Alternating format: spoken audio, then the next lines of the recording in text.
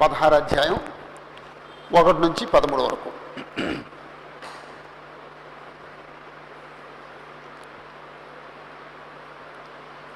పద్దెనిమిదవ వచనంలో అన్యాయసుడైన ఆ గృహ నిర్వాహకుడు అనే పదం ఉంది.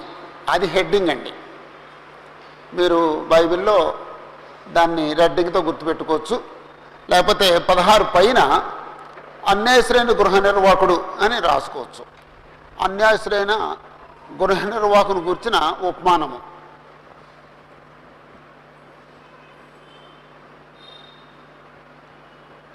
అన్యాయస్తుడైన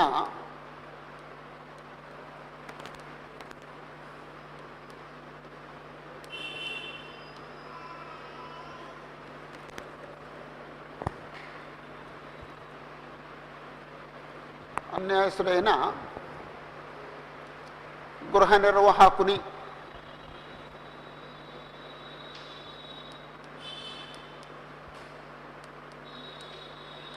గూర్చిన ఉపమానము. అది హెడ్డింగు. ఉపమానము కాబట్టి 16 దగ్గర పి అని వేస్తే ఊపా అని రాసుకోవచ్చు. ఉపమానము అని రాసుకోవచ్చు. లేకపోతే ప్యారబుల్, పి అని పెట్టుకుంటే ప్యారబుల్. అన్యాయసుడైన గృహ నిర్వాహకుని గురించిన ఉపమానం.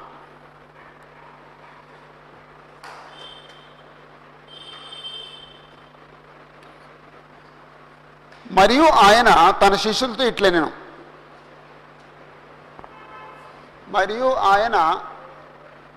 శిష్యులతో ఇట్లనెను. అని చెప్పేసి అంటే ఈ ఉపమానం ఎవరితో చెప్పారు? యేసుప్రభు శిష్యులతో చెప్పారు. ఆడియన్స్ ఎవరంటే శిష్యులు.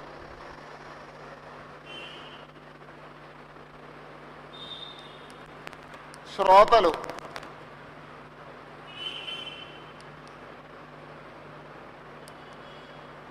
ప్రభు యొక్క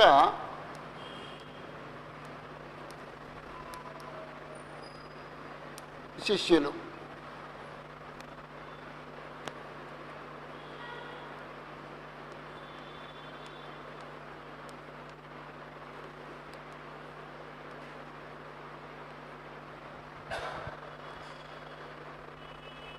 ఒకటో వచనం నుండి 8లో సగం భాగం వరకు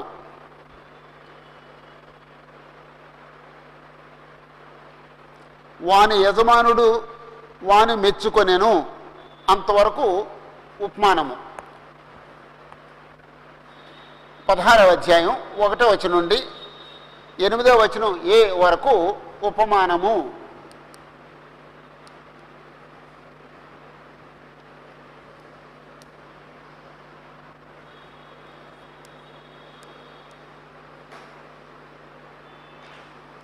పదహారు 8b నుండి 13 వరకు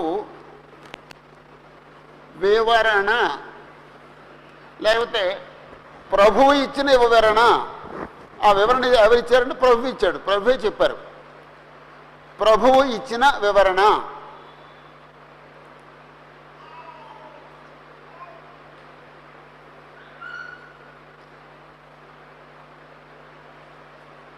ఓకే. ఒక ధనవంతుని యొద్ద ఒక గృహ నిర్వాహకుడు ఉండెను.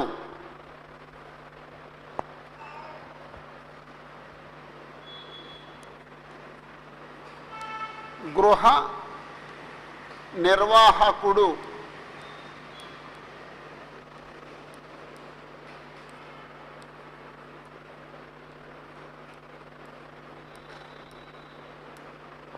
మేనేజర్. గృహ నిర్వాహకుడు అంటే మేనేజర్. ఒక ధనవంతుని దగ్గర ఒక గృహ నిర్వాహకుడు ఉన్నాడు.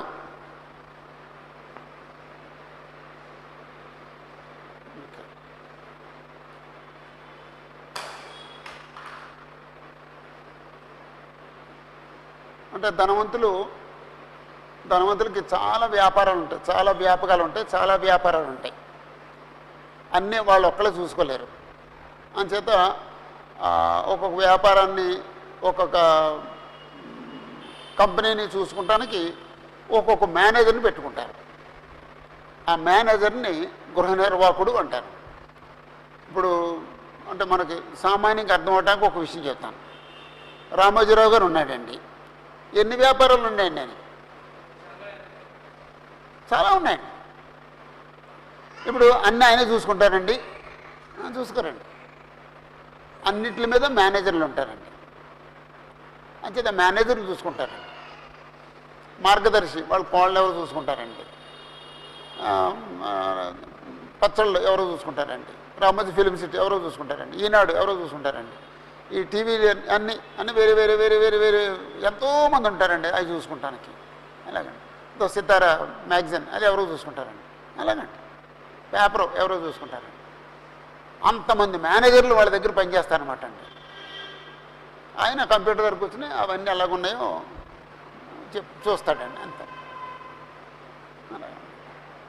అంచేత మేనేజరు అనేది అది పెద్ద బాధ్యత అండి. అంటే యజమాని అంత బాధ్యత అండి. అన్నీ చూసుకోవాలండి. అయితే మేనేజర్లలో మంచోళ్ళు ఉంటారు, చెడ్డోళ్ళు ఉంటారు.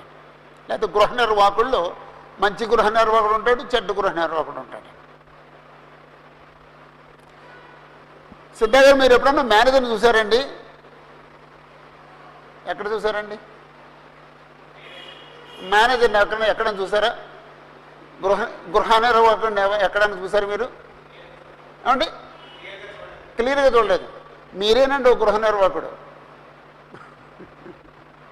పోయిన వారని చెప్పారు కదండి ఆయన. మనందరం గృహ నిర్వాహకులు అని చెప్పాడు కదండి ఆయన. మనమే గృహ నిర్వాహకులు అండి. అయితే మంచి గృహ నిర్వాహకులమా చెడ్డ గృహ నిర్వాహకులం అనేది మనం చేసే పనులను బట్టి తెలుస్తుందండి. కానీ ఇక్కడ ఓ చెడ్డ గృహ నిర్వాహకుడు గురించి చెప్తున్నాడండి ఈ పేరాలో. అతను మంచి నిర్వాహకుడు కాదండి, చెడ్డ గృహ నిర్వాహకుడు.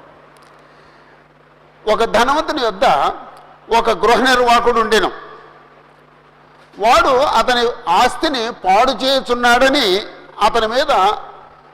అతని యొద్ద వాని మీద నేరము మోపబడగా, ఇతను ఆస్తిని పాడు చేస్తున్నాడటండి. అంటే మేనేజర్కి చాలా అధికారాలు ఉంటాయండి. అంటే ఇప్పుడు బ్యాంక్ మేనేజర్ ఉన్నాడు, ఆ బ్యాంక్ అంతా ఆయన చేతిలో ఉంటుందండి. కోట్లు ఆయన చేతిలో ఉంటాయండి. అలాగండి. ఓ కంపెనీ మేనేజర్కి చాలా అధికారం ఉంటుందండి. అప్పుడు ఈ మేనేజరు ఆస్తిని పాడు చేస్తున్నాడటండి.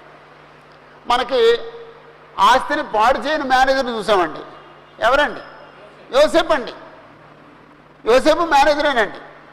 కానీ యోసేపు ఆస్తిని పాడు చేయని మేనేజర్. అది ఆయన్ని బట్టి ఆయన ఆస్తి అంతటిని, పొతిఫర్ ఆస్తి అంతటిని దేవుడు ఆశీర్వదించాడండి. అలాంటి మేనేజర్ అండి ఆయన యోసేపు. ఈయనేమో ఆస్తిని పాడు చేస్తున్నాడండి, దుర్వినియోగం చేస్తున్నాడండి. అప్పుడు ఆ విషయం యజమానికి తెలిసింది. అప్పుడు యజమాని ఏం చేశాడంటే అతను పిలిపించాడండి.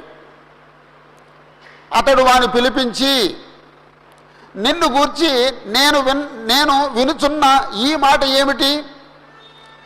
నీ గృహ నిర్వాహకత్వపు లెక్క అప్పగించుము. నీవు ఇక మీదట గృహ నిర్వాహకుడిపై ఉండవల్ల కాదని వానితో చెప్పాను. ఇప్పుడు గృహ నిర్వాహకుడు గొప్పోడా, యజమాని గొప్పోడా? యజమాని గొప్పోడండి. ఆయనేమో ఓనర్ అండి. ఇతనేమో ఆయన చేతి కింద పనివాడండి. ఆయన అంటే గృహ నిర్వాహకుడి చేతి కింద చాలా మంది పనులు ఉంటారండి. వాళ్ళందరూ ఈ గృహ నిర్వాహకుడిని ఎలా చూస్తారంటే యజమానిలో చూస్తారండి.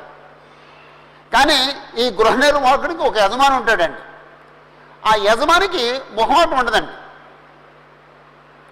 అందుకే ఏమంటాడంటే, నిన్ను గూర్చి నేను వినుచున్న ఈ మాట ఏమిటి? నీ గృహ నిర్వాహకత్వపు లెక్క అప్పగించుము. నీవు ఇక మీదట గృహ నిర్వాహకుడిపై ఉండవల్ల కాదని వానితో చెప్పాను. లెక్క అప్పగించు. ఒకవేళ నీ లెక్కలో తప్పులు కనబడితే నిన్ను ఉద్యోగంలో తీసేస్తాను, నువ్వు ఇక కొనసాగటానికి వీలు ఉండదు అని చెప్పేసి యజమాని చెప్పాడండి. ఓకే. అప్పుడు ఈ లెక్కలు కరెక్ట్ చేశాడో లేకపోతే తప్పులు ఉన్నాయో ఆ గృహ నిర్వాహకుడు తెలుసండి. కాబట్టి ఆయనకు అర్థమైపోయిందండి. ఇప్పుడు లెక్కలు చూస్తారు, నేను లెక్కలు చూపించలేను, నా ఉద్యోగం పోద్ది. ఉద్యోగం పోయినప్పుడు ఏం చేయాలి అది ఆలోచించాడండి అతను. అప్పుడు అంటున్నాడండి, ఆ గృహ నిర్వాహకుడు తనలో తాను ఇలా చెప్పుకున్నాడండి, నా యజమానుడు ఈ గృహ నిర్వాహకత్వ పనిలో నుండి నన్ను తీసివేయను. ముందే తెలిసిపోయిందండి తీసేస్తారని. నన్ను లెక్కలు అడుగుతారు, నేను లెక్కలు చూపించలేను, నా లెక్కలు తప్పులు ఉంటాయి, కాబట్టి నన్ను ఉద్యోగం తీసేస్తారు.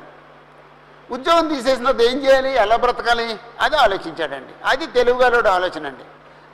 ఉద్యోగం తీసేసినది ఎలా బ్రతకాలి నేను, కనుక నేను ఏమి చేతును, త్రవ్వలేను అంటే కూలి పని చేయలేను, భిక్షమెత్తలేను, భిక్షమెత్త సిగ్గుపడుతున్నాను అని చెప్పి అనుకున్నాడండి. అంటే ఒకవేళ ఉద్యోగం పోతే రెండే పనులు, ఒకటి కూలి పని చేసుకోవాలి, లేకపోతే భిక్షమెత్తుకోవాలి. కూలి పని చేయలేడు, భిక్షమెత్తలేడు. ఇప్పుడు మన దేశంలో ఇంకొక అవకాశం ఉందండి. ఏంటంటే ఐపీఎస్ చేసే అవకాశం ఉంటుందండి. మరి అందరికీ ఉండదండి అవకాశం. మన దేశంలోనే గొప్ప అవకాశం ఉందండి.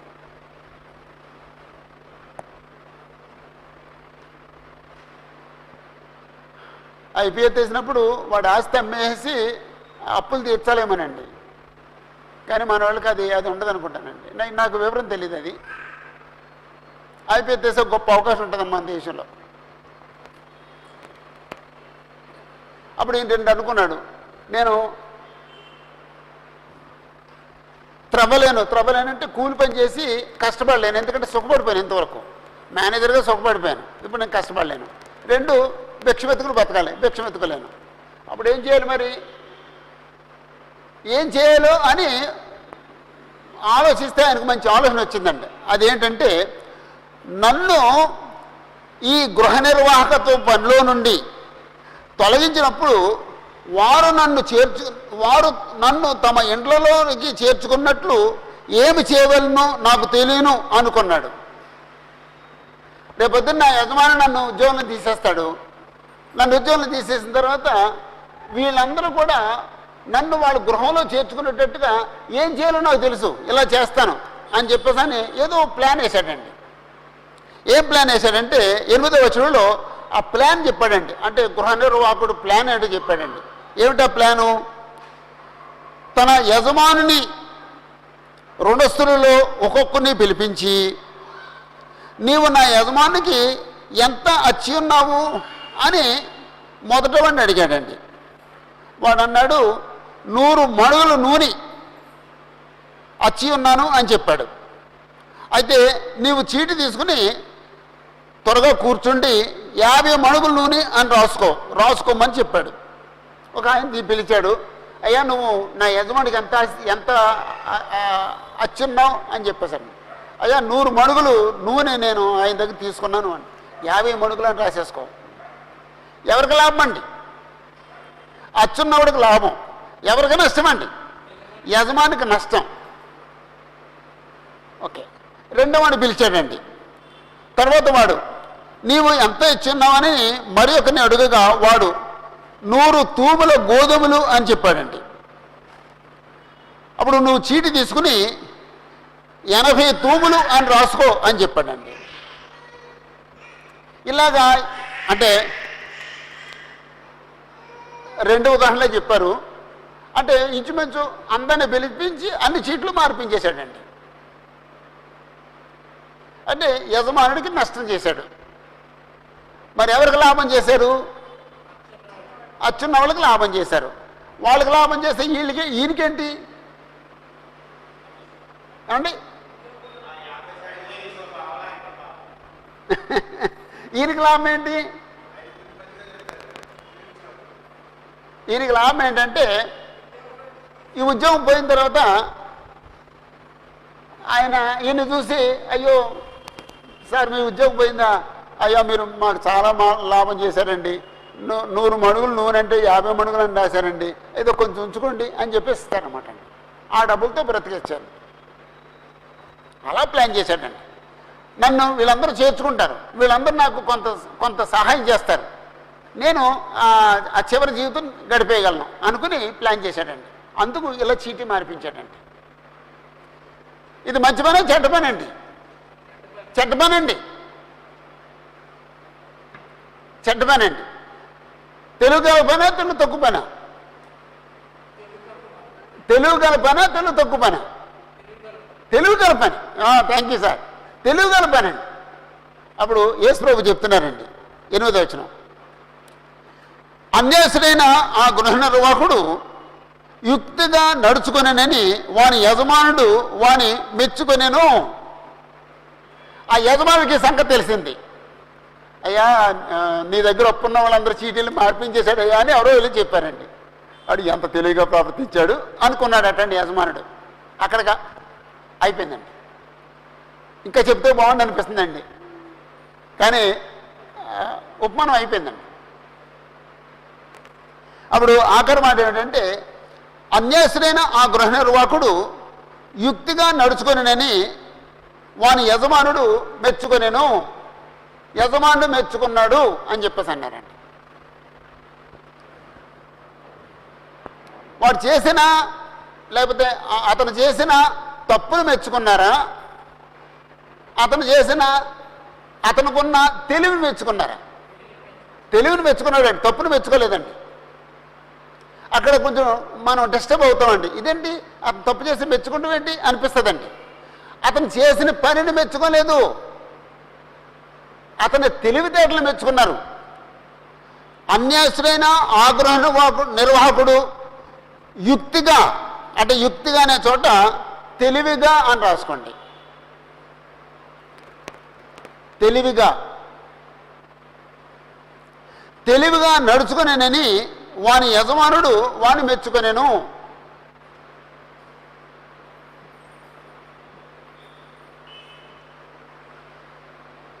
అంతేనండి, ఉపమానం అయిపోయింది. అప్పుడు మనకి చాలా డౌట్లు ఉన్నాయండి. ఇప్పుడు అసలు ఎందుకు చెప్పారు యేసు ప్రభు? అప్పుడు ఎందుకు చెప్పారు యేసు ప్రభు అని తెలుసుకుంటానికి ఆ వివరణలో దొరుకుద్దండి. యేసు ప్రభు వివరించారండి. యేసు ప్రభు కింద వివరించకపోతే మనకు తెలియదండి. మనకి అదేంటి తప్పు చేసి మెచ్చుకుంటాం ఏంటి అనిపిస్తుందండి. తప్పు చేసిన అతను తప్పును మెచ్చుకోలేదండి, అతని తెలివితేటలు మెచ్చుకున్నాడండి. ఏంటంటే అతని తెలివితేటలు ఓ మాటలో చెప్పండి మీలో ఎవరైనా సరే, అతని తెలివితేటలు ఏంటండి? భవిష్యత్తును గురించి నా ఆలోచన అండి. నా ఉద్యోగం పోద్ది, నేను ఎలా బ్రతకాలి, నా భవిష్యత్తు ఏంటి ఆలోచించాడండి. అప్పుడు ఈ ఉపమానం యేసు ప్రభు ఎందుకు చెప్పారంటే, యేసు ప్రభువును నమ్ముకున్న ప్రతి ఒక్కడు, యేసు ప్రభువును నమ్ముకున్న ప్రతి వ్యక్తి తన భవిష్యత్తు గురించి ఆలోచించాలని చెప్పడానికి యేసు ప్రభు చెప్పారండి. ఏంటి నా భవిష్యత్తు ఏంటి అలా అండి. భౌతికమైన భవిష్యత్తు గురించి చాలామంది ఆలోచిస్తారండి. భౌతికంగా మా పిల్లలు బాగా సెటిల్ అయిపోవాలి, పిల్లలు బాగా చదువుకోవాలి, భౌతికంగా నేను మంచి స్థితిలోకి చేరుకోవాలి, అలాగే భవిష్యత్తు గురించి ఆలోచిస్తారండి. కానీ ఆత్మ సంబంధమైన భవిష్యత్తును గురించి ఎవరూ ఆలోచించరండి. భౌతికమైన భవిష్యత్తుల గురించి కూడా చాలామంది సరిగా ఆలోచించరండి. సంపాదించినట్టుగా 100 రూపాయలు సంపాదించి 100 రూపాయలు తినేసేస్తే భవిష్యత్తు ఏంటండి? జీరో అండి. 100 రూపాయలు వస్తే 100 రూపాయలు తినకూడదండి. 60 రూపాయలు తిని 40 రూపాయలు వెనకేయాలండి. లేకపోతే రివర్స్ అండి, 40 రూపాయలు తిని 60 రూపాయలు నిలవేయాలండి. అప్పుడు భవిష్యత్తులో కాస్త ప్రశాంతంగా కూర్చుని తినగలుగుతాడండి. వచ్చిందంతా తినేసేస్తానండి. 100 రూపాయలు వస్తే కష్టపడి పనిచేశాడు, 100 రూపాయలు సంపాదించాడు, ఇంకొక 100 రూపాయలు అప్పు చేసి 200 రూపాయలు తినేస్తే ఆడంత దరిద్రుడు ఇంకెక్కడ ఎవడు ఉంటాడండి. నువ్వు ఎంత తిన్నావని ఎవరు అడగరండి. నువ్వు గింజన తిను, నువ్వు వెనకేసుకో, రేపటికి కూడా కొంత డబ్బులు ఉంచుకో. అది తెలివిగలడు పని, అది భవిష్యత్తుకు సంబంధించింది. ఒకవేళ ఆత్మ సంబంధమైన భవిష్యత్తు ఏంటి అది ఇప్పుడు యేసుప్రభు వివరిస్తాడు. అప్పుడు చెప్దామండి దాని వివరణ. వెలుగు సంబంధుల కంటే ఈ లోక సంబంధులు తమ తరమును బట్టి చూడగా యుక్తిపరులు ఉన్నారు, అంటే తెలివిగలలు ఉన్నారు. వెలుగు సంబంధులు అంటే ఏంటండి? విశ్వాసులు. అక్కడ వెలుగు సంబంధులని ఒకటంకేసి క్రింద ఏమన్నాడంటే వెలుగు కుమారులు అన్నాడండి. అంటే వెలుగు సంబంధులు అంటే ఆత్మ సంబంధులు, విశ్వాసులు. ఈ లోక సంబంధులు అంటే అవిశ్వాసులు, యేసుప్రభుని నమ్ముకునే వాళ్ళు.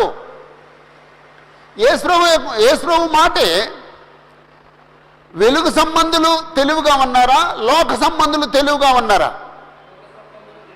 లోక సంబంధులు తెలివిగా ఉన్నారండి. లోక సంబంధులు దేని గురించి ఆలోచిస్తారండి? ఈ భౌతికమైన భవిష్యత్తు గురించి ఆలోచిస్తారండి. ఆత్మ సంబంధమైన తెలివిగలలు ఏమో ఆలోచిస్తారండి, ఆత్మ సంబంధమైన భవిష్యత్తు గురించి ఆలోచిస్తారండి. ఇప్పుడు యేసుప్రభు దృష్టిలో ఆత్మ సంబంధమైన భవిష్యత్తు గురించి ఆలోచించట్లేదు అన్నారు.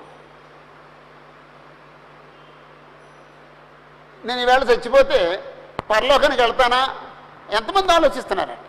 ఆ ఆలోచించేవాడు ఆత్మ సంబంధం తెలియగలవాడండి. చస్తే రేపటికి 2 అనుకున్నవాడు ఆత్మ సంబంధం తెలివి తక్కువడండి. యేసుప్రభు స్టేట్మెంట్ ఏంటంటే వెలుగు సంబంధుల కంటే యేసుప్రభు నమ్ముకున్న వాళ్ళకంటే యేసుప్రభు నమ్ముకున్న వాళ్ళే తెలివిగా ఉన్నారు. యేసుప్రభు నమ్ముకున్న వాళ్ళు ఆత్మ సంబంధమైన భవిష్యత్తు గురించి ఆలోచించాలి, వాళ్ళు ఆలోచించట్లేదు. భౌతికమైన తెలివిగలవాళ్ళు భౌతికమైన భవిష్యత్తు గురించి ఆలోచిస్తున్నారు, వాళ్ళు చాలా తెలివిగలవాళ్ళు అన్నారండి. కాబట్టి యేసుప్రభు చెప్పారంటే వాస్తవేనండి, అది వాస్తవేనండి. ఓకే, వాళ్ళు ఏం చేస్తున్నారు, వీళ్ళు ఏం చేస్తున్నారు? భౌతికమైన తెలివిగలవాడు భవిష్యత్తు కోసం ఏం చేస్తాడండి? భౌతికమైన తెలివిగలవాడు తన భవిష్యత్తు కొరకు ఏం చేస్తాడు? ఏమేమి చేస్తాడు? అన్నీ చక్క పెట్టుకుంటాడు. ఏదో ఒకటి చెప్పండి. ఏమండి? ఇల్లు కట్టుకుంటాడు, వెరీ గుడ్. ఎల్ఐసి కట్టుకుంటాడు. తను చచ్చిపోతే తన భార్య కన్నా 2 లక్షలు వస్తాయి, 4 లక్షలు వస్తాయని ఆలోచిస్తాడు. ఎల్ఐసి కట్టుకుంటాడు, బ్యాంకులో డబ్బులు దాచుకుంటాడు, బంగారం కొనుక్కుంటాడు. బంగారం రేటు పెరుగుద్ది, అప్పుడు అమ్ముకోవచ్చు. బంగారం కొనుక్కుంటాడు, అవసరాల్లో ఉపయోగపడుద్ది అని. స్థలాలు కొనుక్కుంటాడు, స్థలాలు బాగా రేట్లు పెరుగుతాయి, స్థలం అమ్మితే కొంతకాలం బ్రతికేయచ్చు అనుకుంటాడండి. ఇంకా పొలాలను ఒకటాలే పొలాలు కొనుక్కుంటాడు, డబ్బులు వడ్డీకి తిప్పుతాడు. డబ్బుని ఎంత పెంచుకోవాలో అంతా పెంచుకుంటాడండి. చేస్తున్నారండి ఈ లోక సంబంధులు, ఇవన్నీ చేస్తున్నారండి, అన్నీ చేస్తున్నారండి. చీటీలు వేస్తాడు, అన్నీ చేస్తున్నాడండి, షేర్స్లో పెడతాడండి. ఓకే, అప్పుడు లోక సంబంధులు తమ భవిష్యత్తు కొరకు ఇన్ని పద్ధతులు ఉపయోగిస్తుంటున్నారు.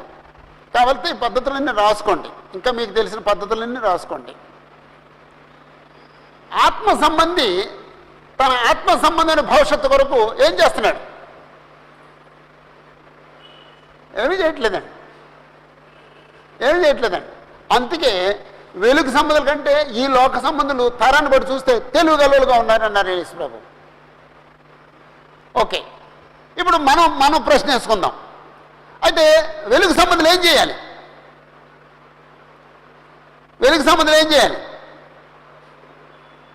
ఒకసారి ఆలోచించండి. వెలుగు సంబంధులు ఏం చేయాలి? లోక సంబంధులు తమ ధనాన్ని వృద్ధి చేసుకుంటానికి, ఆస్తిని పెంచుకుంటానికి చాలా పనులు చేస్తున్నారండి. మరి వెలుగు సంబంధులు ఏం చేస్తున్నారు? వెలుగు సంబంధులు ఏం చేయాలి? పరలోకంలో ధనం కూర్చోవాలి. ఓకే, ఏం చేయాలో యేసుప్రభు చెప్పారండి. తర్వాత ప్రశ్న ఏంటంటే వెలుగు సంబంధులు ఏం చేయాలో యేసుప్రభు చెప్పారండి. 9వ వచనంలో అన్యాయపు సిరి వలన మీకు స్నేహితులను సంపాదించుకొనుడి, ఎందుకనగా ఆ సిరి మిమ్మల్ని వదిలిపోయినప్పుడు వారు నిత్యమైన నివాసములలో మిమ్మల్ని చేర్చుకుందురని మీతో చెప్పుతున్నాను. అంతేనండి. భౌతికమైన భవిష్యత్తు కొరకు ఈ లోక సంబంధులు ఏం చేస్తున్నారో మనం 5-6 సంగతులు ఆలోచించాం. ఆత్మ సంబంధులైన లేక విశ్వాసులు, ఆత్మ సంబంధులైన విశ్వాసులు ఆత్మ సంబంధమైన భవిష్యత్తు కొరకు ఏం చేయాలో యేసుప్రభు ఒక సంగతి చెప్పారండి. అదేమిటంటే ఈ అన్యాయపు సిరి వలన మీకు స్నేహితులు సంపాదించుకోండి.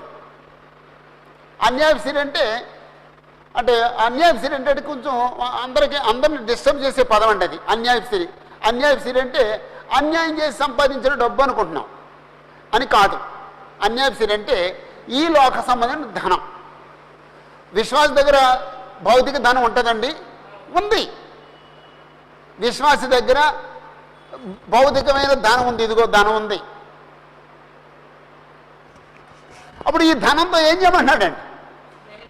స్నేహితులు సంపాదించుకో. జాషువా, నీ దగ్గర ఉన్న డబ్బులతో స్నేహితులు సంపాదించుకో అన్నాడండి. ఇప్పుడు నేనేం చేయాలంటే స్నేహితులు సంపాదించుకోవాలండి. అప్పుడు ఆ స్నేహితులు ఏం చేస్తారట? ఈ సిరి నిన్ను వదిలిపోయినప్పుడు వారు, ఆ స్నేహితులు నిత్యమైన నివాసములో మిమ్మల్ని చేర్చుకుందురు. డబ్బు ఎంతకాలం ఉంటుందండి మా చేతిలో? ఎక్కువ కాలం ఉండదండి. ఈ డబ్బు ఏదో రోజున పోద్ది. ఈ డబ్బు పోయినప్పుడు నిత్య నివాసంలో చేర్చుకునే స్నేహితులను సంపాదించుకో అన్నాడు. నిత్య నివాసంలో చేర్చుకునే స్నేహితులు ఎవరండి? నిత్య నివాసంలో చేర్చుకునే స్నేహితులు ఎవరండి? సిద్ధ గారు,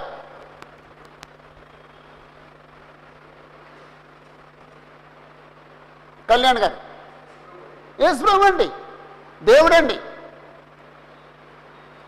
నిత్య నివాసంలో చేర్చుకునే స్నేహితులు ఎవరంటే యేసుప్రభు, దేవుడు. కాబట్టి దేవుడితో నువ్వు స్నేహం సంపాదించుకో. నీ డబ్బులు దేవుడికి ఇవ్వు. నిత్య నివాసంలో చేర్చుకునే స్నేహితుడు యేసుప్రభు, నీ డబ్బులు యేసుప్రభుకి ఇవ్వు. నీ డబ్బులు దేవుడికి ఇవ్వు. ఈ డబ్బులు పోయినప్పుడు వాళ్ళు నిన్ను చేర్చుకుంటారు అని చెప్పేసి దాని భావాన్ని ముగించేశాడండి. ఆ తర్వాత వివరణ వేరే వివరణ అండి. ఓకే. అన్నేసరని గృహిణ రోకుడు యజమానికి నష్టం కలిగేటట్టుగా చీటీలు రాయించి స్నేహితులు సంపాదించుకున్నాడు. ఇప్పుడు మనం మన దగ్గర ఉన్న డబ్బులతో యెహోవాతో స్నేహం చేయాలి. ఎలాగా? ఇప్పుడు యెహోవాతో స్నేహం చేయాలి ఎలాగా? యేసుప్రభుతో స్నేహం చేయాలి ఎలాగా? ఈ 2 ప్రశ్నలకు సమాధానం చెప్పుకుని అప్పుడు మిగిలిన వచ్చిన ఆలోచిద్దాం. ఇప్పుడు నేను నా దగ్గర ఉన్న డబ్బులతో మొదట నెంబర్ 1 యెహోవా దేవుడితో సహవాసం చేయడం ఎలాగా? చెప్పండి.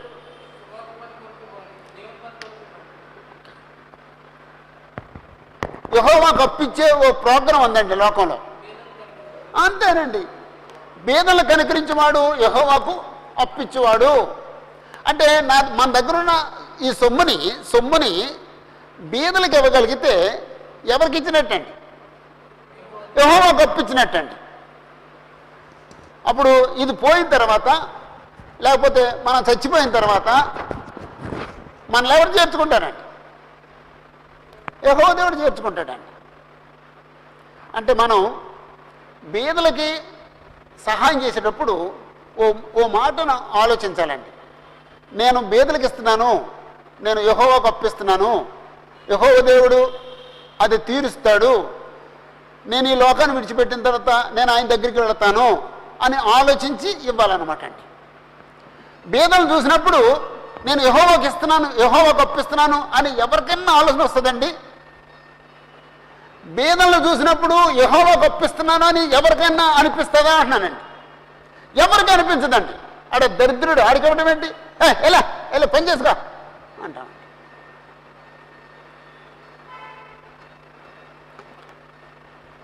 బీదకి ఇచ్చేటప్పుడు ఎప్పుడు కూడా మనం ఒక విషయం ఆలోచించాలండి. నేను బీదలు కనికరిస్తే నేను యెహోవాకు అప్పించిన వాడిని. ఎక్కడుందండి వచనాన్ని? ఎక్కడుందండి?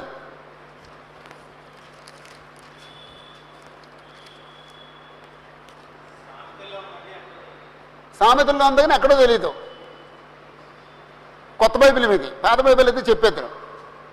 సామెతలు 19:17. సామెతలు 19:17. మేషారు నిద్రపోతున్నావు, గృహ నిర్వాహకుడా, నిద్రపోయే గృహ నిర్వాహకుడా. ఓకే, 19వ అధ్యాయం 17వ వచనం. బీదలను కనికరించువాడు యెహోవాకు అప్పిచ్చువాడు, వాని ఉపకారమునకు యెహోవా ప్రత్యుపకారం చేయను. వాని ఉపకారానికి యెహోవా దేవుడు ప్రత్యుపకారం చేస్తాడు అన్నాడండి. ప్రత్యుపకారం చేస్తాడు. యెహోవా దేవుడికే అప్పిచ్చే అవకాశం ఉందండి. కానీ మనం ఎవ్వరూ అలా అనుకోమండి. నువ్వు బీదను కనికరించగలిగితే యెహోవాకు అప్పిస్తావు అంతే.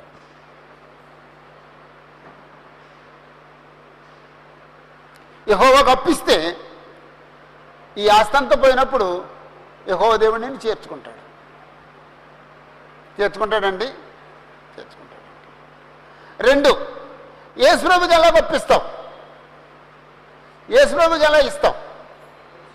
యేసుప్రభు యొక్క స్నేహాన్ని ఎలా సంపాదించుకుంటావు? అంతేనండి. సహోదరులకు ఎవరికైనా మనం సహాయం చేస్తే ఎక్కడుంది ఈ విషయం? మత్తయి సువార్త 25వ అధ్యాయం ఉందండి. 34 వచ్చిన నుంచి క్రింద చదివితే, గొర్రెల్ని మేకల్ని వేరు చేసిన సందర్భంలో గొర్రెలేమో విశ్వాసులు, మేకలేమో అవిశ్వాసులు. గొర్రెలేమో కుడి చేతి పక్క ఉన్నవాళ్ళు, మేకలేమో ఎడం చేతి పక్క ఉన్నవాళ్ళు. కుడి చేతి పక్క ఉన్న వాళ్ళతో, నా తండ్రి చేత ఆశీర్వదించమండి వారులారా, లోకం పుట్టింది మొదలుకొని మీ కొరకు సిద్ధపరచబడిన రాజ్యాన్ని స్వతంత్రించుకోండి అన్నారండి. అని నేను ఆకలి ఉన్నప్పుడు మీరు నాకు భోజనం పెట్టారు, దప్పుకున్నప్పుడు నాకు దాహం ఇచ్చారు, నేను చెరసాల్లో ఉన్నప్పుడు మీరు నన్ను ఆదరించారు, నేను రోజున ఉన్నప్పుడు నన్ను దర్శించారు అని చెప్పేసి, నేను వస్త్రహీనుడు అయినప్పుడు నాకు వస్త్రాలు ఇచ్చారు, ఇవన్నీ చెప్పారండి. అప్పుడు వాళ్ళు అడిగారు, ప్రభు ఎప్పుడు నువ్వు ఆకలి ఉండటం చూసి మేము ఆహారం పెట్టాం అన్న. అల్పులైన ఈ నా సహోదరులకు మీరు చేశారు కాబట్టి మీరు నాకు చేశారు అని చెప్పి యేసు ప్రభు చెప్పారండి. అల్పులైన సహోదరులకి అంటే బీదలైన సహోదరులకి మీరు చేశారు కాబట్టి నాకు చేశారు అంటే, దాన్ని బట్టి క్రీస్తు యొక్క సంఘంలో బీదలైన సహోదరులకి మనం ఆహారం పెట్టగలిగితే అది ఎవరికి ఇచ్చినట్టండి? యేసు ప్రభుకి ఇచ్చినట్టండి. బీదలైన సహోదరులకు మనం వస్త్రాలు ఇస్తే మనం ఎవరికి ఇచ్చినట్టండి? యేసు ప్రభుకి ఇచ్చినట్టండి. బీదలైన సహోదరులు అనారోగ్యంతో ఉన్నప్పుడు వాళ్ళని దర్శిస్తే ఎవరిని దర్శించినట్టే? యేసు ప్రభుని దర్శించినట్టండి. అంటే మనకి ఓ ప్రోగ్రాం ఉండాలండి. బీదలకు సహాయపడే ఓ ప్రోగ్రాం ఉండాలండి. మన రాబడిలో 10వ భాగం కంటే ఎక్కువ దేవునికి ఇచ్చేయాలండి. మరో భాగం కేటాయించి బీదలైన సువార్తికులకు ఇవ్వాలండి. మరో భాగాన్ని బీదలైన సహోదరులకు ఇవ్వాలండి. అంటే మనకు 3 భాగాలు ఉండాలండి. తప్పదండి. దేవునికి ఇవ్వాలి. దేవునికి ఇవ్వటం అంటే సంఘానికి ఇస్తే సంఘం సువార్త పని చేస్తారండి. సువార్తికులకు ఇవ్వాలండి. మనం వెళ్ళలేని చోట్లకి సువార్తికులు వెళ్ళి వాక్యం చెప్తున్నారండి కదండి. మీరు బంగారుకోటలో కూర్చుంటారండి, కానీ మీరు కొంచెం సహాయం చేస్తే ఆ డబ్బులతో భోంచేసి ఒక వ్యక్తి వెళ్ళి సేవ చేస్తాడండి. మీరు వెళ్ళలేని చోటుకి వెళ్ళి వాక్యం చెప్తాడండి. అతను వెళ్ళి వాక్యం చెప్పి ఒకరిని కన్వర్ట్ చేస్తే దాని ప్రతిఫలం షేర్ మీకు ఉంటుందండి, ఉంటుందండి. అది ఆలోచించాలన్నమాట అండి. నాకు షేర్ ఉంది, ఈ సువార్తుడు చేసే సేవలో నాకు భాగం ఉంది అనుకోవాలండి. 3వది బీదలైన సహోదరులకు ఇస్తే నేను యేసు ప్రభుకి ఇచ్చినట్టు. అంచేది 3వది బీదలకు ఇవ్వాలండి. అంచేది ఎవరికి వాళ్ళే ఒకసారి ఆలోచించండి. నేను బేదలకు ఇస్తున్నానా, నేను సువార్తికులకు ఇస్తున్నానా, నేను దేవుడికి ఇస్తున్నానా, అది ఒకసారి ఆలోచించుకోండి. అందరూనండి మన సువార్తికుల్లో కొంతమంది దగ్గర 3 బ్యాగులు ఉంటాయండి. దేవుడికి ఇచ్చే బ్యాగ్ వేరు, సువార్తికులకు ఇచ్చే బ్యాగ్ వేరు, బేదలకు ఇచ్చే బ్యాగ్ వేరండి. మాకే సరిపోవట్లేదు, మేమేమి ఇస్తాం అని చెప్పేసి సరిపోయిన దాంట్లో నీవు 1000 రూపాయలు వేసేవాడు 1000 రూపాయలు వేస్తాడు, 100 రూపాయలు 100 రూపాయలు వేస్తాడు, 10 రూపాయలు ఇవ్వగలరు 10 రూపాయలు ఇస్తాడు. కానీ ఆ 10 రూపాయలు కూడా నువ్వు తినేటే ప్రయత్నం చేద్దావు. అలాగా. కాబట్టి ఇప్పుడు మనం ఏం ఆలోచించామంటే పరలోకంలో మనం చేర్చుకునే స్నేహితులు సంపాదించుకుంటూ అలాగనేది ఆలోచించామండి. పరలోకంలో చేర్చుకునే స్నేహితులు ఎవరు? పరలోకంలో మనం చేర్చుకునే స్నేహితులు ఎవరు? ఎదిత్య, చిన్న ఎదిత్య, దేవుడు, యేసు ప్రభు. వెరీ గుడ్, అంతే. పరలోకంలో మనం చేర్చుకునే స్నేహితులు ఎవరంటే యెహోవా దేవుడు, యేసు ప్రభు. యెహోవా దేవుడికి ఎలా ఇవ్వాలి? బేదలను కనుకరిస్తే యెహోవాకి ఇచ్చినట్టు. యేసు ప్రభుకి ఎలా ఇవ్వాలి? క్రీస్తు యొక్క సంఘంలో బేదలైన సహోదరులకు ఇస్తే యేసు ప్రభుకి ఇచ్చినట్టు. ప్రతి నెల యేసు ప్రభుకి ఇవ్వాలండి, ప్రతి నెల దేవుడికి ఇవ్వాలి. జస్ట్ ఆలోచించండి. ప్రతి నెల నేను దేవుడికి ఇస్తున్నాను, ప్రతి నెల నేను యేసు ప్రభుకి ఇస్తున్నాను. రేపు రొద్దున్ని ఇదంతా అయిపోతే నానేదేమి లేకపోతే నన్ను యెహోవా దేవుడు చేర్చుకుంటారు, నన్ను యేసు ప్రభు చేర్చుకుంటారు. అప్పుడు మనం దేవుడికి ఇవ్వలేం, యేసు ప్రభుకి ఇవ్వలేం. దేవుడికి ఇస్తే మనకేదో నష్టం వచ్చేసింది అనుకుంటాం. దేవుడికి ఇచ్చేద్దాం, వద్దులే, ఇచ్చేద్దాం, వద్దులే, ఇచ్చేద్దాం, వద్దులే అనిపిస్తుందండి. ఇచ్చేద్దాం, ఈ నెల ఖర్చులు సరిపోదు, ఈ నెల ఖర్చులు ఎక్కువ ఉన్నాయి, వద్దులే, వెనక లాగుతాను. ఎవరికి ఇచ్చే విషయం వెనక లాగుతున్నాను. మనల్ని పోషించే ఆయనని, మనకు సమస్తాన్ని ఇచ్చే ఆయనకి ఇవ్వడానికి మనం వెనక లాగుతున్నాం అండి. అది ఎంత తప్పండి? మనకు అసలు ఏమర్థమైంది? మనకి నువ్వు 10 రూపాయలు ఇస్తే ఆయన 10,000 ఇవ్వగలడండి, 1,00,000 రూపాయలు ఇవ్వగలడండి.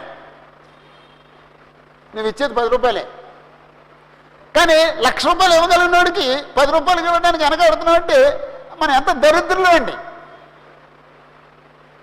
దేవుడికి ఇచ్చినప్పుడు ఎప్పుడు కూడా వెనక్కి లాక్కూడదండి. స్త్రీలు ఎవరైనా సరే, నీ భర్త ఏదైనా ఒక ధర్మకార్యం చేయాలనుకున్నప్పుడు, దేవునికి ఇవ్వాలనుకున్నప్పుడు, లేదా యేసు ప్రభువుకి ఇవ్వాలనుకున్నప్పుడు నువ్వు వెనక్కి లాగొద్దు. మీరు ఇచ్చేసి ఇల్లు గుల్ల చేస్తున్నారు అనొద్దు. కొన్నిసార్లు స్త్రీలు తమ భర్తల్ని వెనక్కి లాగుతారండి. లాగుతారమ్మా? లాగరమ్మా? నువ్వు లాగోలేమ్మా. లాగుతారా మనుషులు? అసలు స్త్రీలు లాగుతారా? నువ్వు లాగపోవచ్చు, కానీ స్త్రీలు లాగుతారు.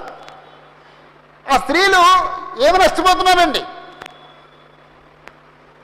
పరలోకంలో స్నేహితులు సంపాదించుకుంటాను, చేర్చుకునే స్నేహితులు సంపాదించుకుంటాను నష్టపోతున్నారండి. ఎందుకు నష్టపోతున్నారండి? వాళ్ళు ఏం చూస్తున్నారండి? భౌతిక నేత్రాలతో ఈ లోకాన్నే చూస్తున్నారండి. నాకు తెలిసిన చాలామంది స్త్రీలు భర్తలను వెనకలాగుతారు. మీ ధర్మకార్యాల వల్లే ఇల్లు గొల్లైపోయింది అంటారండి. ధర్మకార్యాల వల్ల ఇల్లు గొల్లవదండి. మన ఆస్తి పెరుగుతుందండి, పరలోకంలో ఆస్తి పెరుగుతుందండి. పరలోకం ఆస్తి ఎవడు చూశాడు అండి. ఒకవేళ నువ్వు చూడకపోవచ్చు, నీకు ఆత్మ సంబంధ దృష్టి లేకపోవచ్చు. అందుకే నేను పాట రాయమని చెప్పానండి యాకోబు గారిని. కన్నులు కలిగిన అంధుడనేనయ్యా, నా కన్నులు వెలిగించయ్యా అనే పాట ఉంది కదండి. కన్నులు కలిగిన అంధుడనేనయ్యా, నా వెలిగించయ్యా. అదో పాట, ఐడియా లేదా? అయ్యో, ఎప్పుడు పాడలేదు. ఓసారి పాడదామండి, నెక్స్ట్ బుధవారం పాడదామండి.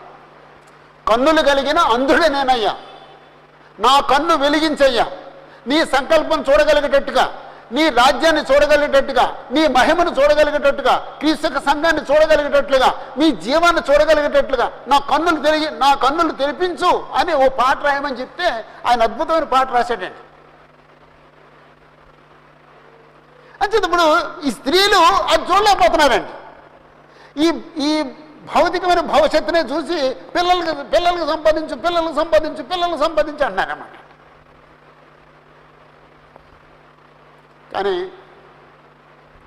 పరలోక విధానాన్ని చూడగలిగితే, దేవుడిని యెహోవాతో స్నేహం చేయగలిగితే, యేసుప్రభుతో స్నేహం చేయగలిగితే నిత్య నివాసంలో వాళ్ళు చేర్చుకుంటారనే సంగతి చాలామంది గమనించలేకపోతున్నారండి. ఆ ప్రాబ్లంను సాల్వ్ చేయడానికి యేసుప్రభు ఉపమానం చెప్పారండి. మామూలు ఉపమానం కాదండి ఇదే మామూలు ఉపమానం కాదండి. ఎవరికి అర్థం కాదండి ఉపమానం.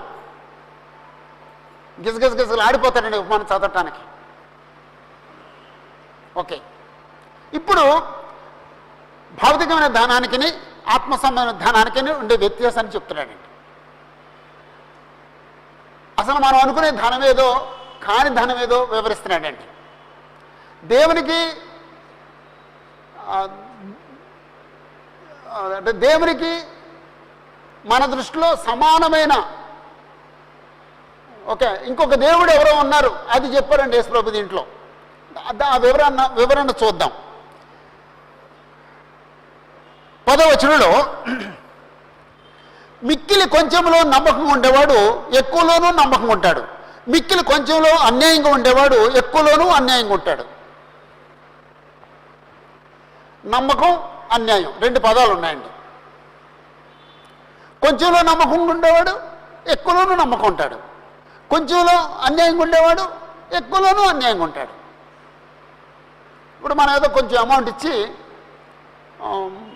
ఇది కొనుక్కురామని చెప్పేసి అంటే అది చిన్న అమౌంటే, చిన్న వస్తువు కొనుక్కురావాలి. కమిషన్ కొట్టే అలవాటు ఉన్నవాడు ఏం చేస్తాడండి, దాంట్లో కూడా కమిషన్ కొడతాడండి. అప్పుడు చిన్న అమౌంట్లో కమిషన్ కొట్టడం అలవాటు ఉన్నవాడు పెద్ద అమౌంట్ ఇచ్చినప్పుడు పెద్ద అమౌంట్లో కూడా కమిషన్ కొడతాడండి. వాడు బుద్ధి అలాంటిదండి. రైట్, కమిషన్ కొట్టవచ్చండి, కమిషన్ కొట్టకూడదండి. కమిషన్ కొట్టడం అంటే యథార్థత కాదండి. 100 రూపాయలు ఇచ్చి ఒక వస్తువు కొనుక్కురామని చెప్పేసి అంటే అది 80 రూపాయలు ఉంటుంది వస్తువు. అది కొనేసిన తర్వాత అది 100 రూపాయలండి అని చెప్పి 10 రూపాయలు 20 రూపాయలు కమిషన్ కొట్టాడండి. అంటే ఇప్పుడు ఆ చిన్న దాంట్లో ఆ చిన్న అమౌంట్లో నమ్మకంగా ఉన్నాడు అతను లేడండి. అలాంటి వాడికి ఒక 1,00,000 రూపాయలు ఇచ్చి ఇదిగో ఈ పని చేయమంటే అతను ఏం చేస్తాడండి, ఆ 1,00,000 రూపాయలలో అతను కొంత కమిషన్ కొడతాడండి. ఉన్నారండి లోకంలో అలాంటి వాళ్ళు ఉన్నారండి. చర్చిల్లో కూడా బైబిల్ కొనుక్కున్నామని డబ్బులు ఇచ్చారటండి. అక్కడ ఒక చోట ఆయన లీస్ట్ క్వాలిటీ బైబిల్ కొనేసి ఫస్ట్ క్వాలిటీ బైబిల్ బిల్లు వేయించి తీసుకొచ్చి చర్చికి ఇచ్చాడటండి. ఆ చర్చ్ మెంబర్స్ చూసి వెరీ గుడ్, మన బ్రదర్ మంచి బైబిల్ కొన్నారు, వెరీ గుడ్ అని చెప్పి అనుకున్నారటండి. ఆయన కమిషన్ కొట్టాడండి. దేవుడు చూశాడండి, బిల్లులు దేవుడు చూస్తాడండి. చనిపోయాడండి. ఏం పట్టుకెళ్ళాడండి, ఆ పాపాన్నే పట్టుకెళ్తాడండి. అంచేత ఇప్పుడు చర్చిలో కూడా కమిషన్ కొట్టేవాళ్ళు ఉన్నారండి. అక్కర్లేదండి, చర్చిల్లో చర్చ్ అమౌంట్లో కమిషన్ కొట్టక్కర్లేదండి. సంఘం ఏదైనా పని అప్పగించి ఈ కొనుక్కురండి బ్రదర్ అంటే కమిషన్ అక్కర్లేదండి. ఒక ఆయన ఆ కమిషన్లో కూడా నాకు షేర్ ఇవ్వటం ట్రై చేశాడండి.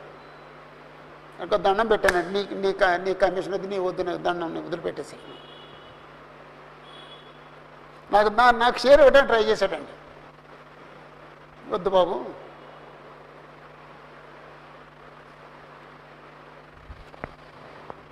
కొంచెంలో నమ్మకంగా లేనోడు ఎక్కువలో కూడా నమ్మకం ఉండడు. చిన్నది కదండి. చిన్నప్పుడు సత్యానంద గారు ఒక ఆయన, మీరు ఎవరు చూడలేదు, సత్యానంద గారు ఎవరు చూడలేదు, ఆ మొక్కతో చూసింది. సత్యానంద గారు ఒక ఆయన ఉండేవారండి. దేవుని రాజ్య పుస్తకాలు తర్జుమా చేసిన ఆయన మాట ఇవ్వడండి. 99 పైసలు రూపాయి కాదు అనేవాడు. 99 పైసలు 99 పైసలే. రూపాయి అంటే 100 పైసలు. 99 పైసలు రూపాయి కాదు అనేవాడు. అంతే కదండి, అంతే పైసే కదండి, కాదు, ఖచ్చితంగా ఇచ్చేసారండి. అది నమ్మకస్తుడు పేరండి. కొంచెంలో నమ్మకంగా ఉండేవాడు ఎక్కువలో నమ్మకంగా ఉంటాడు, కొంచెంలో అపనమ్మకంగా ఉండేవాడు ఎక్కువలోనూ అపనమ్మకంగా ఉంటాడు, మోసంగాడు ఎక్కువలోనూ మోసం చేస్తాడు. అంచేత మనిషి ఒకవేళ నేను దేవుడికి ఇచ్చానని చెప్పేసని దేవుడికి ఇవ్వకుండా మోసం చేస్తే, తక్కువలో మోసం చేస్తే ఎక్కువలో కూడా మోసం చేస్తాడు. అటు మోసగాడు. అది ఎస్టాబ్లిష్ చేశారండి. తర్వాత వచనం 11వ వచనం, మీరు అన్యాయపు సిరి విషయంలో నమ్మకంగా ఉండని ఎడల సత్యమైన ధనమును ఎవరు మీ వశం చేయను? అన్యాయపు సిరి సత్యమైన ధనము, అన్యాయపు సిరి సత్యమైన ధనం. అన్యాయపు సిరి అంటే ఏమిటండి? ఈ లోక సంబంధించిన ధనం. అన్యాయపు సిరి అంటే అన్యాయం చేసి సంపాదించిన ధనం కాదు. అన్యాయపు సిరి అంటే ఈ లోక సంబంధమైన ధనం. 2 సార్లు ఉందండి అన్యాయపు సిరి అనే పదం ఈ పేరాలో. దేవుడు నీకు ఈ లోక సంబంధించిన ధనాన్ని ఇచ్చాడు. ఇప్పుడు మీకు ఇల్లు ఉంది, ఎవరిచ్చారండి ఇల్లు? మీకు పొలం ఉంది, ఎవరిచ్చారండి? మీకు బంగారం ఉంది, ఎవరిచ్చారండి? మీకు ఏదో రాబడి ఉంది, ఎవరిచ్చారండి? మనం ఏది కలిగి ఉన్నా ఇదంతా దేవుడిచ్చిందేనండి. మనం కలిగి ఉన్నదంతా కూడా అన్యాయపు సిరి. ఈ అన్యాయపు సిరి విషయంలో మీరు నమ్మకంగా ఉండకపోతే సత్యమైన ధనము ఎవరు మీ వశం చేయను? సత్యమైన ధనం అంటే ఏంటో నాకు తెలియలేదు, ఎవరని చెప్పండి. సత్యమైన ధనం అంటే ఏదండి? ఆనంద్ గారు, సత్యమైన ధనం అంటే ఏదండి? ఆ వాక్యం దేవుడిచ్చేది ఏంటంటే ఉంది కదండి, మన చేతిలో ఉంది కదండి. సత్యమైన ధనం అంటే ఏదండి?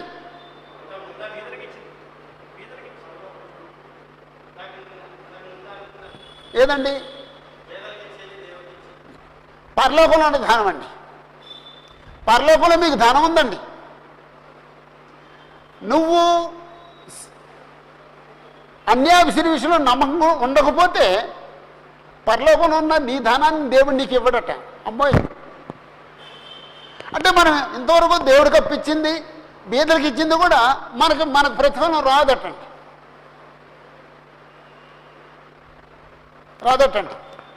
అన్యాయ సిరి విషయంలో నువ్వు నమ్మకంగా లేకపోతే సత్యమైన ధనం, అసలు ధనం, వాస్తవమైన ధనం అదేమో నీకు ఇస్తాడు, ఇవ్వడు అన్నాడండి. అంటే నీది నీకు కూడా, నీది నీకు ఇవ్వడు. ఇక్కడ నువ్వు నమ్మకంగా లేకపోతే, ఇక్కడ నువ్వు నమ్మకం ఉంటే నీది నీకు ఇస్తాడు. అది సత్యమైన ధనం. ఇది సత్యమైన ధనం కాదు. ఇది పరలోకం వచ్చే ధనం కాదు, అది పరలోకంలో ఉండే ధనం. అంచేత అది కొంచెం కీలకమైందండి. అది కొరుకుపడింది. అన్యాయపు సిరి సత్యమైన ధనం. అన్యాయపు సిరి అంటేనేమో ఈ లోకంలో మనం కలుగుండే డబ్బులు. సత్యమైన ధనం అంటే పరలోకంలో మన కొరకున్న ధనం. అది సత్యమైన ధనం. ఇది సత్యమైన ధనం కాదు, ఇది మాయమైపోయే ధనం.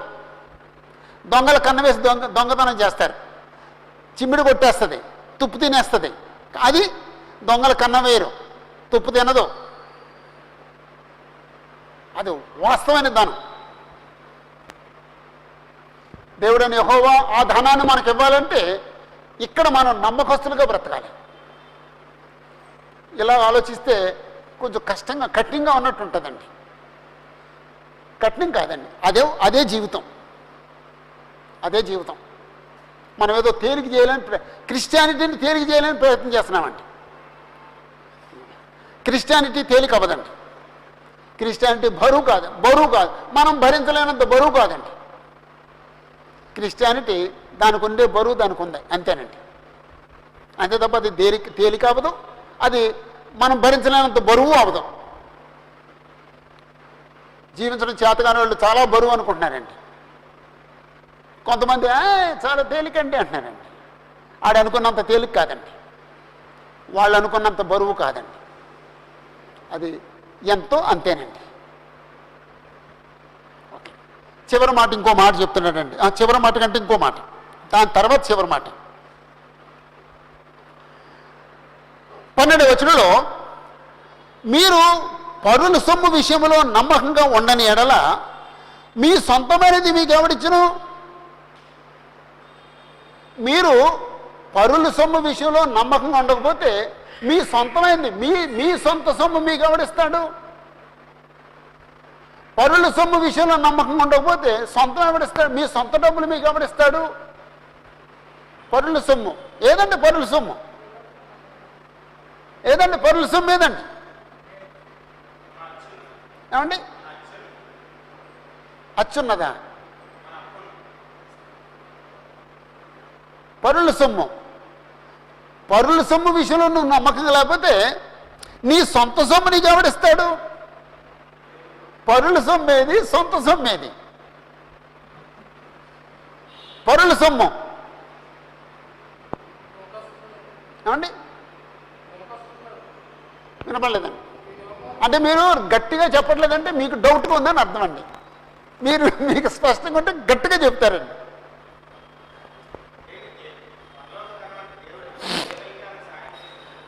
నాకేం వద్దు, అంత వివరం వద్దు.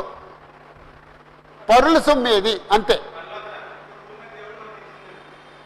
ఇప్పుడు నా జేబులో ఉన్న డబ్బులు పరుల సొమ్మటండి. మీ దగ్గర ఉన్న బంగారం పరుల సొమ్ము, మీ దగ్గర ఉన్న డబ్బులు పరుల సొమ్ము. మీ పొలము మీరు నా పొలం అనుకున్న ఆ పొలము పరుల సొమ్ము. ఎవరిదండి? పరులండి ఎవరండి? ఆయన అది ఎవరిదండి? మీ జేబులో ఉన్న డబ్బులు దేవుడివి, మీ వంట ఉన్న బంగారం దేవుడిది, మీ ఇంట్లో ఉన్న వెండి దేవుడిది, మీ పొలం దేవుడిది, మీ ఇల్లు దేవుడిది. అది మంద కాదండి. పరుల సొమ్ము అంటే దేవుడిది. అందుకనండి ఈ ఉపమానం అర్థం కాదా అన్నది. మనం ఏం కలిగి ఉన్నా అదంతా ఎవరిదండి? దేవుడిది. వెండి దేవుడిది, బంగారం దేవుడిది, పొలాలు దేవుడివి, ఆస్తిపాస్తులు దేవుడివి, ఇల్లు వాకులు దేవుడిది, గుర్రాలు గాడిదలు ఎడ్లు ఒంట్లు, ఈ సంపద అంతా దేవుడిది.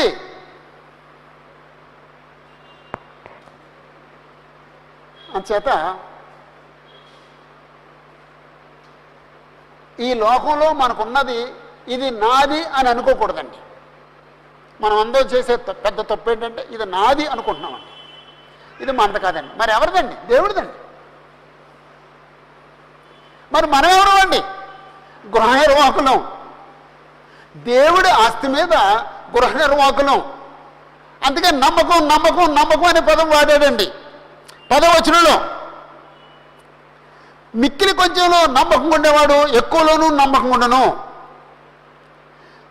11వ వచనంలో, కాబట్టి మీరు అన్యాయశ్రీ విషయంలో నమ్మకంగా ఉండని ఎడల. 12వ వచనంలో, పరుల సొమ్ము విషయంలో నమ్మకంగా ఉండని ఎడల. అంటే నమ్మకం నమ్మకం నమ్మకం నమ్మకం నమ్మకం అనే మాట వాడాడు. ఎందుకంటే అన్యాయశ్రీ గృహ నిర్వాహకుడి గురించి చెప్తున్నాడు కాబట్టి మనమందరం కూడా ఈ లోకంలో గృహ నిర్వాహకులము అని చెప్పాలి. మరి నువ్వు నమ్మకస్తులైన గృహ నిర్వాహకుడువా, అపనమ్మకవలసిన గృహ నిర్వాహకుడుగా? అది చెప్పడానికి నమ్మకస్తుల గురించి మాట్లాడుతున్నాడండి. ఈ లోకంలో మనం కలిగి ఉన్న ధనమంతా కూడా అది దేవుడిది. మనం ఎవరు అంటే గృహ నిర్వాహకులం. మనదైతే మనం పట్టుకెళ్ళాలి కదండి. రేపు చనిపోయినప్పుడు ఏమైనా పట్టుకెళ్తామండి? ఇక్కడి నుంచి ఇల్లు పట్టుకెళ్తామా, వాకలు పట్టుకెళ్తామా, పొలాలు పట్టుకెళ్తామా, స్థలాలు పట్టుకెళ్తామా, బంగారం పట్టుకెళ్తామా, వెండి పట్టుకెళ్తామా? ఏమీ పట్టుకెళ్ళమండి. మరి ఎందుకు పట్టుకెళ్ళలేదు? మంద కాదు కాబట్టి అది విడిచిపెట్టేసి వెళ్ళిపోతున్నాం అంతేనండి. ఎంతమంది తెలుసండి వాస్తవం? అందరూ తెలుసండి. ఎంతమంది నమ్ముతారు? ఎవడో నమ్మడండి. నేను కూడా నమ్మను. నేనేమనుకోండి, ఇల్లు నాది, ఈ ఆస్తి నాది, ఈ బంగారం నాది, నాది నాది నాది నాది అనుకుంటాను. నేను కూడా ఇదేది నాది కాదు. ఈ భూమి మీద ఉన్నదంతా యెహోవాది. ఈ భూమి ఈ సమస్తం నాదే కదా అన్నాడండి దేవుడు. అన్నాడండి. భూమి దాని సంపూర్ణత నావే. ఈ వెండి నాది, బంగారం నాది, వేలాది పర్వతాల మీద ఉండే ఈ గొర్రెల మందలన్నీ నావి. దేవుడి డబ్బులే దేవుడికి ఇస్తున్నామండి. కానుకలు వేసినప్పుడు కానుకేస్తాం, ఎవరికి ఇస్తున్నామండి? మన డబ్బులు ఇస్తున్నామా? దేవుడి డబ్బులే దేవుడికి ఇస్తున్నామండి. ఒకవేళ పూర్వకాలంలో గొర్రెలు తీసుకెళ్ళి బలిస్తే ఏమిచ్చాడండి? దేవుడి గొర్రెలే దేవుడికి బలి ఇచ్చాడండి. ఎవరైనా బంగారం దేవుడికి ఇస్తే ఏమిచ్చాడండి? దేవుడి బంగారమే దేవుడికి ఇచ్చాడండి. నువ్వు నాకు ఇచ్చిన దాంట్లో నేను ఇస్తున్నాను నీకు అన్నాడండి. ఆయనకు అర్థమైందండి ఆ సంగతి. అది మనకు అర్థం కాదండి. మనకు అర్థం కాక ఇంత ఇచ్చేసాను నేను అనుకుంటామండి. ఆయనకి ఇస్తున్నామండి. అక్కడ మీరు నోట్స్ రాసుకున్నప్పుడు రాసుకోండి. పరుల సొమ్ము అంటే ఏం రాసుకున్నామా? పరుల సొమ్ము అంటే ఏం రాసుకున్నాను అమ్మా? పరుల సొమ్ము అంటే ఏం రాసుకున్నావు? కూర్చో. ప్రస్తుతం మనకు కలిగి ఉన్నది మంద కాదు, దేవుడిది. ఆ పరుడు ఎవరంటే దేవుడు. పరుల సొమ్ము విషయంలో నువ్వు నమ్మకంగా లేకపోతే నీ సొంతమైంది నీకు ఎవడిస్తాడు? సొంతమైంది ఏదండి? పరలోకంలో ఉన్నది మన సొంతం అండి. భూమి మీద ఉన్నది మన సొంతం కాదండి. పరలోకంలో ఉన్నది మన సొంతం అండి. అది అంత ఈజీగా అర్థం అవుదండి. నువ్వు పేదలను ఎంత కనికరించావో అది పరలోకంలో ఉన్న నీ సొంతం. యేసుప్రభుకి ఎంత ఇచ్చావో అది పరలోకంలో ఉన్న నీ సొంతం. నీ సొంతం ఇది నీకు ఎవరిస్తారు అంటే నువ్వు ఇక్కడ నమ్మకం లేకపోతే అది నీకు ఎవడు దేవుడు అంటున్నాడండి. అమ్మాయి, మనం చేసినంత వృధా అనమాట అండి. ఓకే, ఇంకో పాయింట్ చెప్పాడండి. ఏ సేవకుడును ఇద్దరు యజమానులు సేవించలేడు. వాడు ఒకరిని ద్వేషించి ఒకరిని ప్రేమించను, లేక ఒకరిని అనుసరించి ఒకరిని తృణీకరించను. ఎవరు కూడా ఇద్దరు యజమానులు సేవించలేడు. ఇక్కడ ఎవరో ఇద్దరు యజమానులు ఉన్నారండి. ఎవరంటే ఇద్దరు యజమానులు? దేవుడు, సిరి. ఎవరు కూడా ఇద్దరు యజమానులు సేవించలేడు. ఒకరినే సేవిస్తాడు, ఒకరిని ద్వేషిస్తాడు. అంటే ఎవరు అంటే చివరిలో చెప్పాడు, మీరు దేవునిని సిరిని సేవింపలేరని చెప్పాను. నువ్వు దేవుని సేవించావా? సిరిని సేవించలేవు. నువ్వు సిరిని సేవిస్తావా? నువ్వు దేవుని సేవించలేవు. కానీ ఇక్కడ చాలామంది తెలియగలడు, మేము ఇద్దరిని సేవిస్తామంటారు. నువ్విద్దరిని సేవిస్తే నన్ను దేవుడు క్షమించాలి, యేసుప్రభు తెలుగుతో కూడా అవుతాడండి. యేసుప్రభు అబద్ధం చెప్పి ఉండాలండి. లేకపోతే యేసుప్రభుకి అర్థం ఈడి తెలివి యేసుప్రభుకి అర్థం కాలేదో ఉండాలండి. యేసుప్రభుకి అర్థం కాలేదండి. ఈ లోకంలో చాలామంది ధనవంతులు చాలా తెలుగుగా మాట్లాడతారండి. యేసుప్రభు కంటే తెలుగులో మాట్లాడతారండి. యేసుప్రభు చెప్పిన మాట ఏంటంటే, ఎవరు కూడా ఇద్దరు యజమానుల్ని సేవించలేరు. దేవుని సేవిస్తే ధనాన్ని సేవించలేడు, ధనాన్ని సేవిస్తే దేవుని సేవించలేడు. ఇద్దరు యజమానులు అంటే ధనం ఏ స్థాయికి వెళ్ళిపోయిందండి? దేవుడి స్థాయికి వెళ్ళిపోయిందండి. ఎలా వెళ్ళిపోద్దండి? చిన్న స్టోరీ చెప్తాను.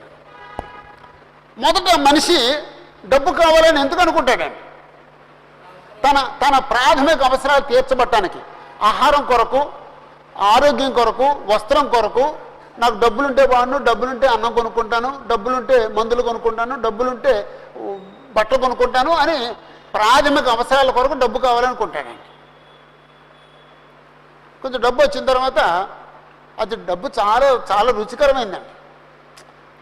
కొంచెం రుచి తెలిసిన తర్వాత ఇంకా డబ్బు కావాలనుకుంటాడండి.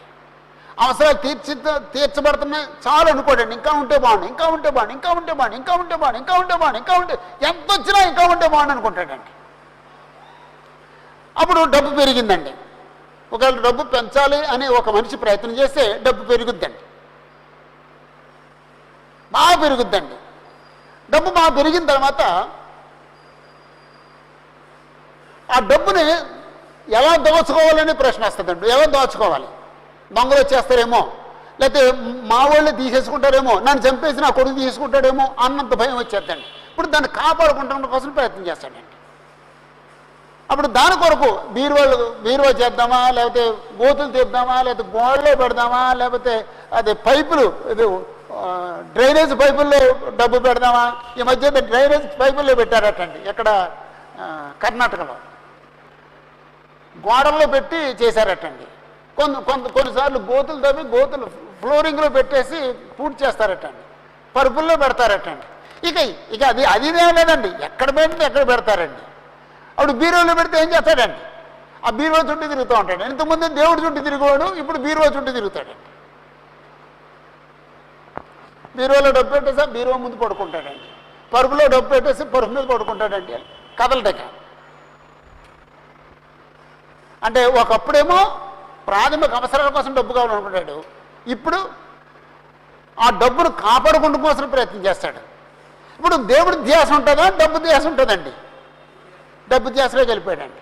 అదేనండి ఇద్దరు వ్యక్తులను సేవించలేరు అంటేనే ఇది పెద్ద ప్రమాదం అండి. ఇప్పుడు ప్రపంచమంతా కూడా ఈ ప్రమాదంలో కొట్లాడుతుందండి. డబ్బును దోచుకోవడం కోసమే ప్రతి మనిషి ప్రయత్నం చేస్తున్నాడండి. ఎలా దోచుకోవాలి, లేకపోతే ఎలా వృద్ధి చేసుకోవాలి, ఎలా దోచుకోవాలి, రెండు ప్రశ్నలు అయిపోయినాయండి. అంచేది యేసుప్రభు అంటున్నారు, ఏ సేవకుడునో ఇద్దరు యజమానులు సేవించలేడు. వాడు ఒకరిని ద్వేషించి ఒకరిని ప్రేమించను, లేక ఒకరిని అనుసరించి ఒకరిని తృణీకరించను. మీరు దేవునిని సిరిని సేవింపలేరని చెప్పాను. యేసుప్రభు ముగించేశానండి. ఓకే, ఈ ఉపమానం ఎందుకు చెప్పానండి యేసుప్రభు? ఎవరైనా ఒకరు మాట్లాడండి. యేసుప్రభు ఈ ఉపమానాన్ని ఎందుకు చెప్పారు?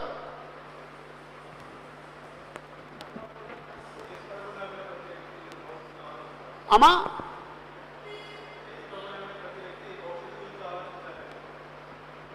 పరలోకంలో స్నేహితులు సంపాదించుకో అని చెప్పడానికి చెప్పారండి. అమ్మా, పరలోకంలో నువ్వు స్నేహితులు సంపాదించుకో. పరలోక స్నేహితులు ఎవరండి? యెహోవా దేవుడు, యేసుప్రభు. ఎలా సంపాదించుకుంటాం? బీదల్ని కనికరించడం వల్ల యెహోవాను స్నేహితులుగా సంపాదించుకుంటాం. బీదలైన క్రైస్తవుల్లో బీదలైన వారికి సహాయం చేయడం వల్ల యేసుప్రభు స్నేహాన్ని సంపాదించుకుంటాం. ఈ లోకాన్ని మనం విడిచిపెట్టేసినప్పుడు, ఈ లోకం అంతా మనల్ని విడిచిపెట్టేసినప్పుడు ఆ నిత్య నివాసంలో ఎవరు చేర్చుకుంటారండి? యెహోవా దేవుడు, యేసుప్రభు చేర్చుకుంటారండి. యెహోవా దేవుడు, యేసుప్రభు మనం చేర్చుకోవాలంటే మనం భూమి మీద ఉన్న ఈ ధనం విషయంలో నమ్మకస్తుడిగా బ్రతకాలండి. పదవచనంలో చెప్పిన మాట అదేనండి. మిక్కిలి కొంచెంలో నమ్మకంగా ఉండేవాడు, అంటే ఈ భూమి మీద ఉన్న దాని విషయంలో నమ్మకంగా ఉండాలి. 11వ వచనంలో అన్యాయశీల విషయంలో నమ్మకంగా ఉండాలి. 3 భూమి మీద ఉన్న మన ధనం మంద కాదు, దేవుడి దాన్ని నమ్మి పరుల సొమ్ము విషయంలో నమ్మకంగా ఉండాలి. 4 దేవుణ్ణే సేవించాలి, ధనాన్ని సేవించకూడదు. దేవుణ్ణే పూజించాలి, ధనాన్ని పూజించకూడదు. అప్పుడు పరలోకంలో ఉన్న ఆ స్నేహితులు మనల్ని చేర్చుకుంటారు. ఓకే, భూమి మీద ఒకవేళ మన కుటుంబీకులందరూ మన బంధువులందరూ మనల్ని విడిచిపెట్టేస్తే మనకు దిక్కేవనండి? దేవుడండి. ఒకవేళ మనం చనిపోయిన తర్వాత మధ్యాకాశంకి వెళ్ళిపోయాం, లేకపోతే పరదేశికి వెళ్ళాం, అక్కడ మనకు దిక్కేవనండి? ఎవరండి మనకి దిక్కు? కూడా దేవుడు.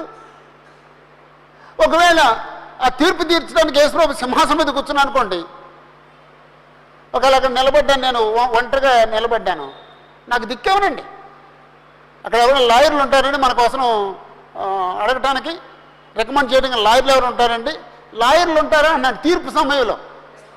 పరలోకంలో తీర్పు సమయంలో మనకు సహాయం చేయడానికి లాయర్లు ఎవరైనా ఉంటారా అని అడుగుతున్నానండి. ఉంటారమ్మా? ఇలా నాకు అర్థం కాలేదు. లాయర్లు ఉంటారా అన్నాను. ఉంటారమ్మా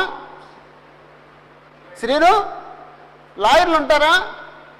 తీర్పు సమయంలో యేసుప్రభు సింహాసనం మీద కూర్చున్నప్పుడు, తీర్పు తీర్చడానికి యేసుప్రభు సింహాసనం మీద కూర్చున్నప్పుడు నువ్వు అక్కడ నిలబడి ఉంటే, తీర్పులో నిలబడి ఉంటే నీ పక్షంగా వాదించడానికి ఎవరో లాయర్ ఉంటారా అన్నాను. ఏమా యేసుప్రభు? యేసుప్రభు లాయర్ కాదు, జడ్జి, సింహాసనం మీద కూర్చున్నారు ఆయన. ఏమీ లేదండి, మనకు దిక్కేవారు లేరండి. అసలు అది భయంకరమైన పరిస్థితి టైం అంటే అది. ఇప్పుడు నీకు లాయర్ ఉన్నారమ్మా, ఎవరండి? యేసుప్రభు అండి. అప్పుడు నీకు లాయర్ ఉండరు, అప్పుడు లాయర్ ఉండరండి. ఇప్పుడు లాయర్ గారు ఉన్నారండి, ప్లేడ్ అని ఉన్నారండి. ఇప్పుడు అప్పుడు ఎవరు ఉండరండి, ఒంటరిగా నిలబడవలసిందే. ఆ సమయంలో నిన్ను చేర్చుకునేటట్టుగా యేసుప్రభుతో నీకు స్నేహం ఉందా? యెహోవా దేవుడితో నీకు స్నేహం ఉందా? ఎవరికి కూడా ఆలోచించండి. అంచేత యెహోవా దేవుడితో నేను స్నేహం చేయటానికి నేనేం చేయాలి? యేసుప్రభుతో నేను స్నేహం చేయటానికి నేనేం చేయాలి? అది అనుదినము మనం ఆలోచించుకోవాలండి.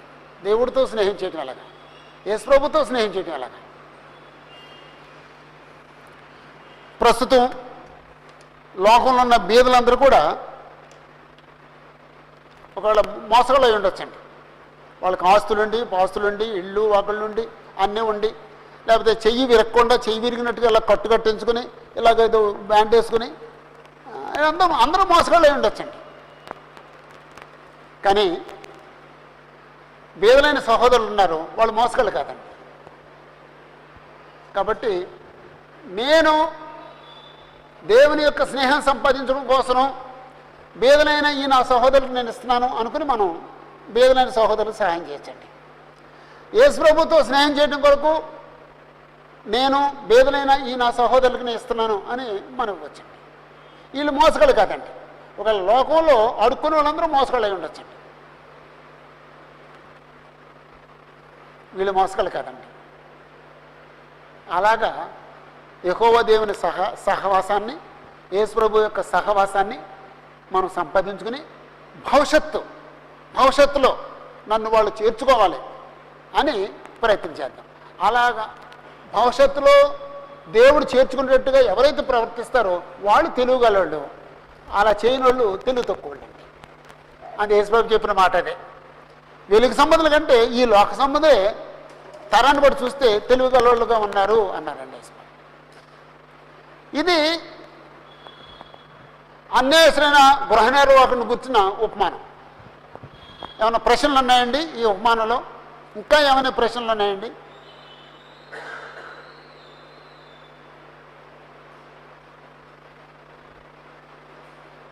యేసుప్రభు ఈ ఉపమానాన్ని చెప్పి మన కళ్ళు తెరిపించారండి. పరలోకంలో నుండి చేర్చుకునే వాళ్ళతో స్నేహం సంపాదించుకో అని ఒక బోధ చేశారండి. దానికోసం కృషి చేద్దాం.